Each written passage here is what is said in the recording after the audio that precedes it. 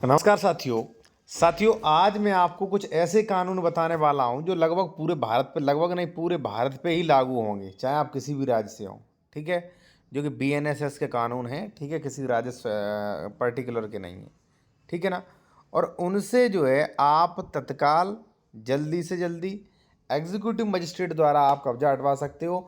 और पुलिस भी अब आपकी मदद करेगी क्योंकि कुछ अमेंडमेंट किए हैं और कुछ नए सेक्शंस जोड़े गए हैं साथियों जैसा कि मैं आपको बता दूं कि जब भी आपकी ज़मीन पे वगैरह पे कोई विवाद होता है, ठीक है, मान लीजिए आपकी ज़मीन ये है, ठीक है, आप बड़ी बात कब्जा से रह रहे हो, आपकी ज़मीन है और हम यहाँ पे जा रहे हैं दबंगई से कह रहे हैं हटो यहाँ से, ये मेरी ज़मीन है, हमारी फलानी तारीख को रजिस्ट्री थी, या इसमें बंटवारा मेरा नहीं हुआ, और आपको जबरन यहाँ से धकेल के और निकाल रहे हैं, तो ऐसी कंडीशन में साथियों मैं कहूँगा 164 165 की कार्रवाई करें। और उसका पूरा प्रोविजन जो है मैंने नेक्स्ट वीडियोज़ में बताया भी है।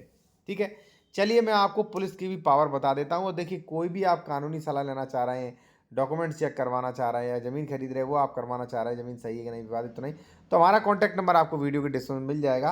यहाँ से जो है आप कंसल्टेशन हमसे कर सकते हैं। ठीक है। अब देखिए साथियों, मैं एक चीज़ आपको बताऊँ, अवैध कब्जा हटवाने पर पुलिस की पावर। देखिए साथियों, अगर मान लीजिए ये ज़मीन है, एक मिनट रुकिएगा, मान लीजिए साथियों ये ज़मीन है, ठीक है, ए व्यक्ति आराम से रह रहा है और अगर बी व्यक्ति यहाँ पे जबरन तरीके से कब्जा कर ले, ठीक है, बी ए को खदेड़ फेंक दिया बाहर, ठीक है ना, अब बी यहाँ पे कब्जा कर लिया, अगर बी का यहाँ पे कब्जा अवैध पाया गया, इसने डॉक्यूमेंट्स कोई भी नहीं दिखा पाए, तो साथियों इसे 10 साल की सजा भी हो सकती है। अब उस कानून के बारे में भी जान लीजिए, ये रहा कानून। ठीक है ना। और देखिए, मैं फिर कहूंगा, आप कोई भी बेहतर कानूनी सलाह लेना चाह रहे हैं, डॉक्यूमेंट चेक करवाना चाह रहे हैं, तो कॉन्टैक्ट नंबर वीडियो डिस्क्रिप्शन में मिल जाएगा।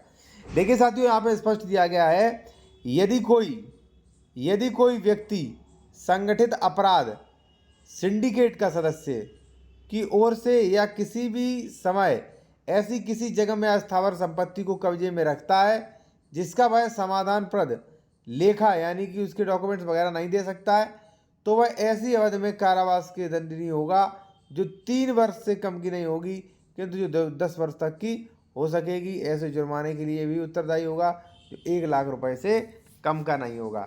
यानी कि भाई मान लीजिए मैंने आपकी ज़मीन पे कब्जा कर लिया है, डॉक्यूमेंट्स वगैरह कुछ नहीं है, तो ऐसी कंडीशन में पुलिस को भी पावर मिल गया है।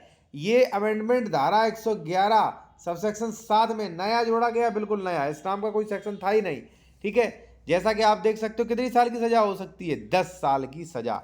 ठीक है। तो दबंग जो कब्जा करने वाले थे ना, वो अब सावधान हो जाइए भाई, आपके ऊपर जो है वो मजबूत कार्रवाई हो जाएगी। अब देखिए साथियों, फिर भी मैटर सॉर्ट आउट नहीं हो सकते। मैटर सॉर्ट आउट इसलिए नहीं हो सकते कि जहाँ पे अवैध कब्जा संबंधी विवाद हैं, वहाँ पे या तो साथियों सह खातेदारक होते हैं, पाटीदार से झगड़ा चलता है, या पड़ोसी से चलता है, तो ये मेड़बंदी, ठीक है ना, और बंटवारा 116 117 से जुड़े मामले ज़्यादातर होते हैं और इसी से जुड़े विवाद होते हैं। मिंजुम लगाटा है, सह खातेदारक हैं या सीमांकन नहीं हुआ, तो ऐसे ही विवाद ज़्यादातर होते हैं। ठीक है। बाकी मान लीजिए कोई दबंग है, तो फिर तो उस पर भूमाफिया एक्ट का भी प्रोविजन किया गया है। ठीक है। और ये धारा 111 सबसेक्शन 7 मैंने आपको बता ही दिया, उस पर एफआईआर दर्ज हो जाएगी।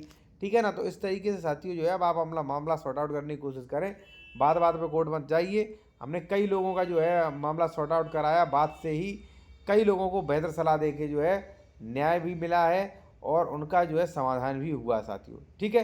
तो मैं आपसे बस इतना ही कहना चाहूँगा। दूसरा मैं आपसे कहूँ, 165 क्या कहती है कि विवाद की विषय वस्तु कुर्की करने की रिसीवर की नियुक्त आदेश की संख्या, एसडीएम चाहे तो इसमें कुर्की भी करवा सकते हैं।